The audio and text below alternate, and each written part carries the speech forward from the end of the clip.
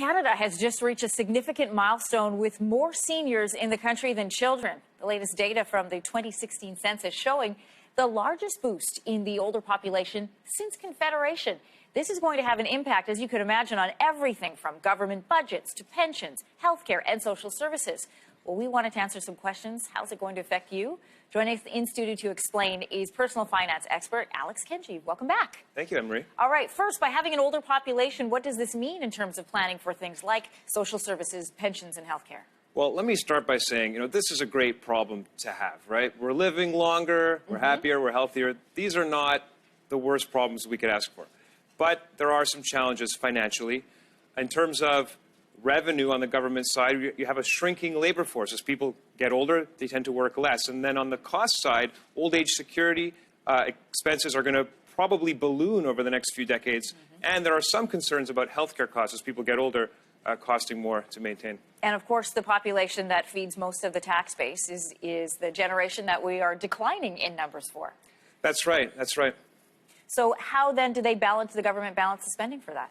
Well, the good news is the problem is not as bad as it sounds. So there are several good trends on our side here. Well, let's talk about those. Well, the first one is it's not necessarily the case that when people reach that age, they stop working. It's true that today you've only got about 1 in 7 people over 65 in the workforce. And that sounds like a low number, but that's actually double where we were at a decade ago. And I think it's going to double again over the next decade. People really see retirement now as a time to change what they're doing rather than stop doing anything. And part of that comes from us being in much better health.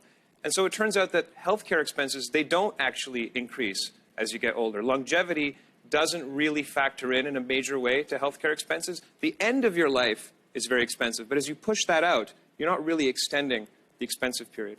All right, there are some projections. These are for 2035. The census saying almost 1 in 4 Canadians could be 65 or older. So how does this affect decisions when it comes to investing in businesses and the future?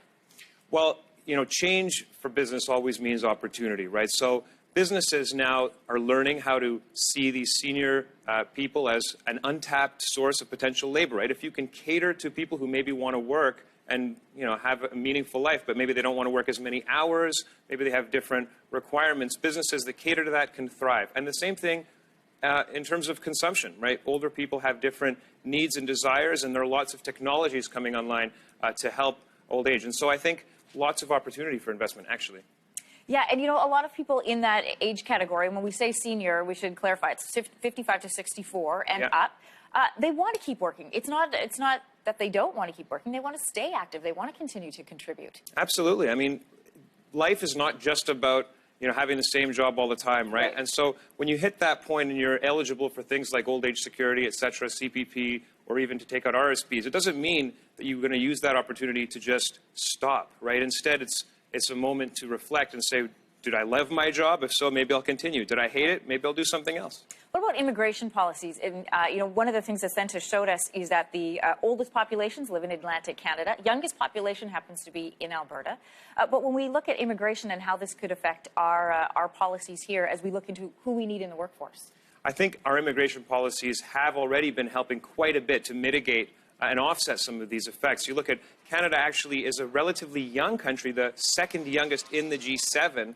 And our labor force participation. We're the second youngest in the G7? That's right. We're the babies. Yeah. So, there is a bigger picture here at play. And, our immigration is a big piece of that puzzle. All right, Alex, thanks for being here. Thank you, Emery. Fun to break down those numbers.